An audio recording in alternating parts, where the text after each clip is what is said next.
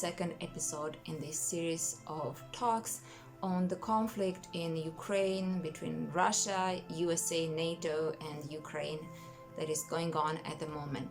I'm sharing this because this is the truth behind what's going on here, and it's not something that the mainstream media will put out there, and it's not something that the majority of people believe in. A month ago, I was in the same boat. Then I came across some materials that changed my mind around that. First, I'm concerned with the truth, so I wanted to get to the bottom of it. Second, it's because there are people that are dying on both sides, Ukraine and Russia. Third, Europe's whole security is at stake right now, and I don't know if people understand this, even high-ranking people. Those that started this are wolves in sheep's skin. They proclaim peace, peace, but there is war in their minds. I'm talking about the US government specifically in this situation. And I'm concerned because Russia is under attack now. I know many of you will think this is crazy, but I am absolutely convinced of that. And that's my aim in these videos, to prove to you that Russia is actually the least culprit in this. As I stated in the previous video, I rank the level of responsibility in this conflict in 3 levels. First and foremost, who bears the most responsibility is USA and NATO. And you know, crazy thing is, John Mearsheimer, in a very recent panel of discussion, argues that the USA is the main one responsible. The second that I hold responsible is Mr. Zelensky, and Russia is the third. Really, it's hard to see it because Russia is truly defending itself, and it's hard to see it because Ukraine is under attack. But as I described in the previous video, if you haven't had a chance, go and look it up. I bring ample arguments why NATO is the main designer of this all, and how NATO has not kept to its principles and promises. Since last week, I actually came across more information. So even what I shared there, it was not even so in depth as to the degree to which US involvement in this whole endeavor is. In this episode, I am going to talk about why I believe Zelensky carries a larger portion of responsibility than Russia. I hold Zelensky responsible because he chose war for his people. And I hold him responsible also because as a president of a country, it's his responsibility and duty to be competent about these matters, to be well informed about these matters, and to understand these matters, and also to conduct them with proper regard to all the parties involved. I haven't seen this, and I'm going to show you what I mean. The president and NATO have said no to this no-fly zone because of concerns this could trigger a much wider conflict, a much bigger war than what we're seeing already, because there would have to be a willingness to shoot Russian planes out of the sky. Do you understand that concern? What do you mean to shoot down Russian planes? If the missile is flying, yesterday, for example, the missile hit the university in the city of Kharkiv and the dormitory, and the same missile hit the tumor pediatric clinic in Kyiv. So if this missile is flying, so are you thinking whether to shoot it down or not? I think there is no any other answer but to yes, they need to be shot down. Mr. President, I know that no one questions the horror unfolding in Ukraine right now. What the president has said here, and lawmakers really in both parties, Republicans and Democrats, have stood behind the president on this. The concern about protecting and enforcing a no-fly zone over Ukraine would then lead to the possibility it would draw the U.S. into a wider war with Russia, that they're simply not willing to do that. We are a place in Europe a place of freedom, a zone of freedom. And everyone thinks that we are far away from America or Canada. No, we are this zone of freedom. And when the limits of rights and freedoms are being violated and stepped on, then you have to protect us, because we will come first, you will come second, because the more this beast will eat, he wants more. Really? Are you... Maybe he's affected by the war and can't think clearly. When you look at his response, he's this very sentimental, like, what are you talking about, man? They're bombing hospitals, and of course they should come and bring more airplanes and get involved, of course.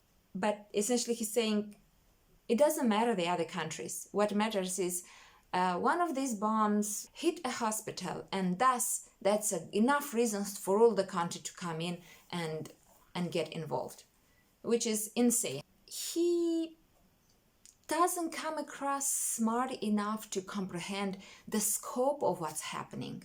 If any NATO country attacks against Russia, Russia made it very clear they are not going to tolerate it.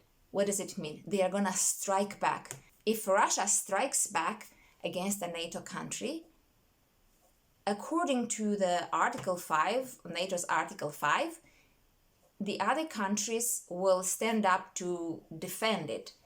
What that means is there will be more attacks on Russia, and I'm pretty sure at this point Russia will not hesitate to strike as much as possible back. If that happens, just use your imagination, the scenario that could unfold as a result. That's why NATO is withholding to support. However, they do support with ammunition and arms, which to me, Zelensky's call for this, I understand he wants to defend his country, but do you understand, does he understand that that means more deaths, more casualties, more building destroyed, and Russia will amp their attack? So this is not a very clever move at all. I guess, like many others, he thinks that the world revolves around his country, but it's not even that. I think he's been very, very misguided and very misled in this. And this coupled well with his patriotism, but it's disastrous for the people. It's absolutely disastrous for what's happening in the country. And he's like, no, let's keep fighting. It's like, can you, Mr. Zelensky, look a bit at the bigger picture and make some calculations there, and maybe ask the people, are they okay with it? Is this what they want? Do they want a little bit of, do they want to be part of NATO, or do they want that Crimea back at the cost of their children's lives, at the cost of their family, loved ones' lives, at the cost of the destruction in the country, losing everything, their businesses, losing a livelihood? Could people be asked about it at all? I wonder. But let's go a bit back.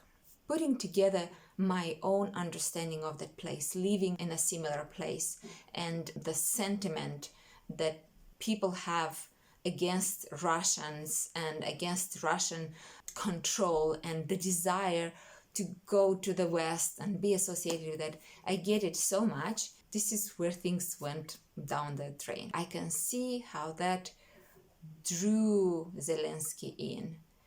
And many have voiced it, that Ukraine was led down the primrose path. And I think what's happened here is we have led the Ukrainians down the primrose path. We have pushed very hard to encourage the Ukrainians to want to become part of NATO. We have pushed very hard to make them part of NATO. In another instance, in the German parliament, Es war ein verhängnisvoller Fehler, die Ukraine mit den unerfüllbaren Versprechen einer Mitgliedschaft in NATO und EU in eine aussichtslose Konfrontation und eine gefährliche Zerreißprobe zu locken. Klüger! Ukraine was sold a pipe dream. You can also be part of the NATO. You can also be part of the EU. But this is a good thing, you might say. Yeah, maybe. Let's see. I really understand Zelensky when it comes to joining EU. I just have such a felt, lived understanding of it because I was in the same boat when, before moving to the EU. Just think about this. What is EU for the regular people of Ukraine, of countries like Ukraine or Moldova? It's equated with better life. We see what people do, and how they live, and what accesses they have. This is what is gonna happen once you join the EU. So this is what really people are after. For me also it was travel, If you go to the EU, you can travel anywhere and there are no borders and restrictions, you don't need a visa. But coming here, you realize and you're able to see a different story and picture of the EU. In a way, EU is kind of great for people that live here already, people that were born here. It's pretty good for individuals that come here and establish their lives here and start to get integrated. But for a country to join it, it's not gonna magically transform the landscape of that country and all of a sudden everything is gonna be rosy and work well and there will be better salaries, good prices and everything else, facilities that people think there would be. To get a good understanding of that is enough to look at Romania. Romania, it's been 15 years since it's in Europe and actually not much changed when you look at the country. When you ask locals how much it has changed, what has changed for them, it's hard for them to really say, well, because it's far from what Europe is still. You ask locals and they would say that it's actually gotten more difficult because some of the rules that the Europe imposed, it's making their lives more complicated. Very simple things like raising a pig and then not being able to slaughter it at home as it used to be. Now you have to go to a butchery, which is don't know where, and you have to pay for the gas and transportation and all that. So a lot still migrated farther into Europe to find better jobs in other countries. And also, another thing is the corruption. A precursor to joining the EU is eliminating corruption.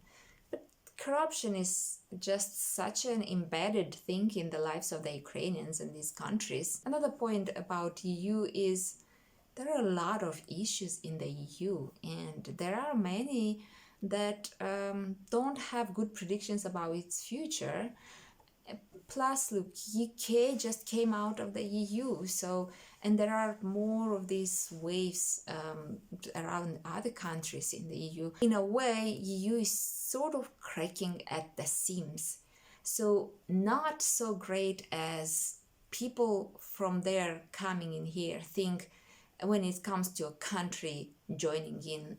Things are not gonna necessarily change. That's why Ukraine will be better off staying as an independent country, sovereign, and building its economy by themselves with the help from outside, creating very strong, good partnerships, because Ukraine has great resources, has great mineral resources, has great people, has a great culture, it has access to the sea, it has mountains.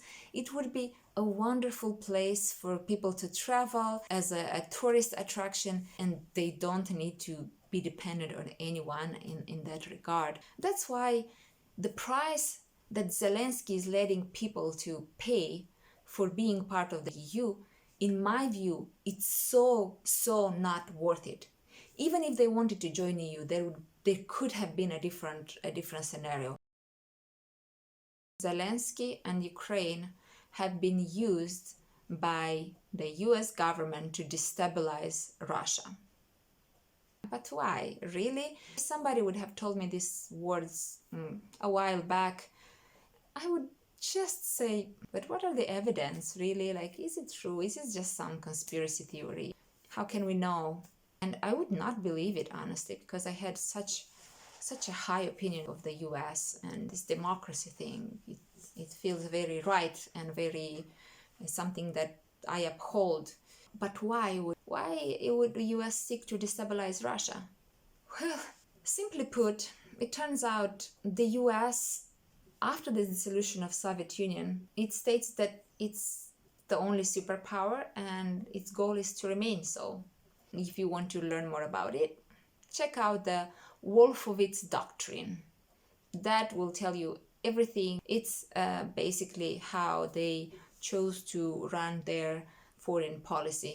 And by the way, it's been leaked, because we wouldn't have known, mere mortals would not have known about it, but it's been leaked, and ever since it's been modified. But you know, it's been modified in words, but not in actions, and not in their credo. And proof of that is it's everywhere. Actually, it's, if you just look, here is what I found out. Did you know that the Maidan revolution was a coup d'etat with the help and involvement of the US and Western intelligence services?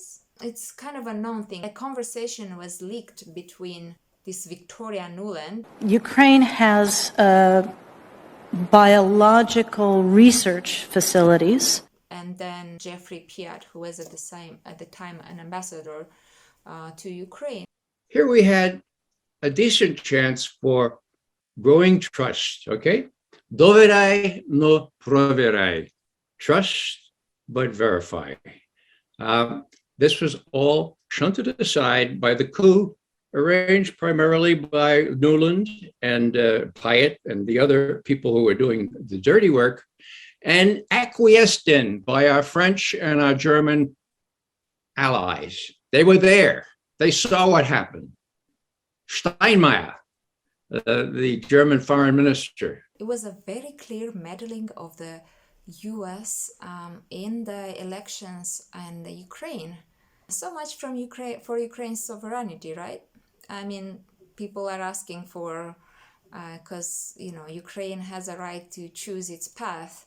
And it's not quite exactly that Ukraine chose its path. It's a bunch of people that decided to take this course, and somebody intervened in a very strong way, and there was lots of deaths, remember, in that in that Maidan revolution. So that's the way the West has been working to destabilize this region. There is another concern that US has, and that is with the military-industrial complex. I had a catbird seat at the top of the CNN building when Joe Lieberman and Paul Wolfowitz were talking about this as though, well, it looked like a funeral there. They had missed their chance. They didn't get their war against Syria.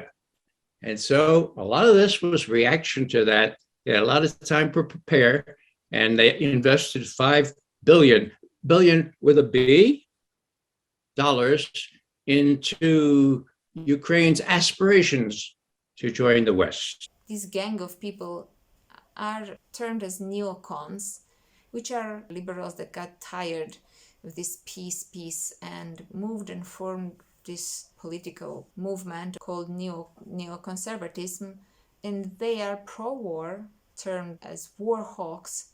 Remember, there is a lot for the US to gain, and there are lots of money that are made from these wars.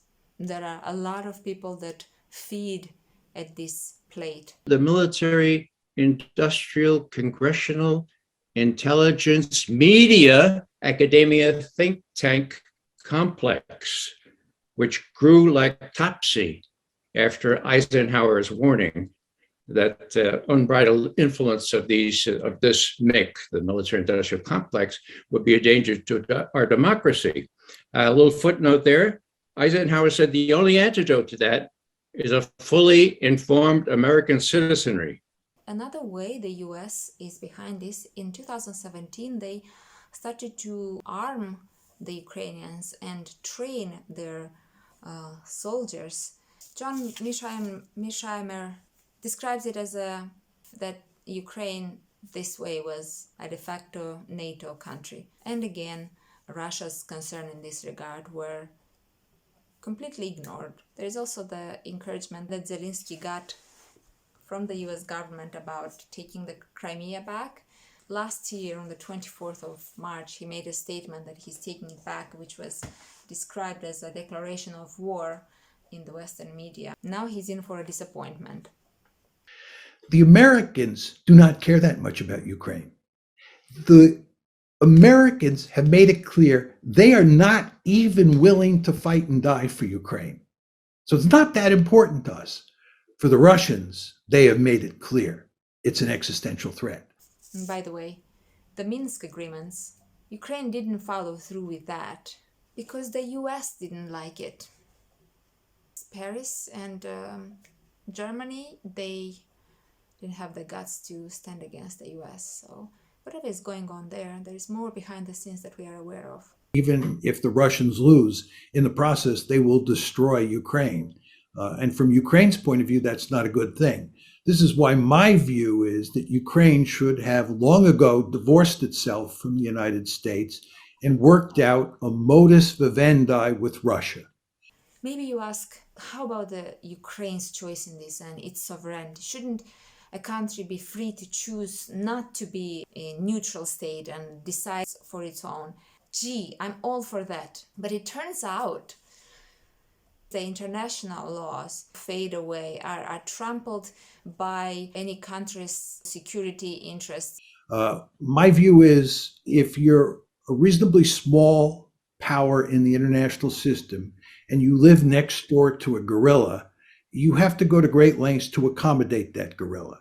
And the last thing you want to do is poke that guerrilla in the eye, because the guerrilla will do great damage to you and it probably will never forget. I don't know if you're old enough to remember when Fidel Castro came to power in 1959, but shortly thereafter, we put sanctions on Fidel Castro and on Cuba.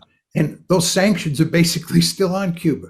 Guys, call out to your president to stop this massacre, because he has the power to do that. He can do it. He's not very rational, he's very emotional, as we've seen from these videos. I believe that a war should not be an option, especially in the countries that have already been ravaged and know how devastating war is. A real call for him to find a compromise with the Russians, because after all, you are brothers. And look, Putin, he's not burning down cities and leaving, flatten everything in desolation. Of course, there are always these casualties and the collateral damage. A call to the president to care more about his people than about a piece of land or his ego being, as painful as this is to admit, you've been a puppet in this whole process. In the end, Ukraine is not only not joining NATO, but it's losing Donbass and has lost Crimea. Now you might say there is a hope to gain them back. But as you can see, and as you can predict from the current situation, that will come at a super huge cost. The question is, who is willing to pay that cost? I'm sure this is not the way Zelensky dreamed of going down into history. He is responsible as the president to be all informed, to understand deeply these things, and to choose well who he makes his alliances with. For that reason, he comes second in my ranking of who bears the responsibility in this conflict.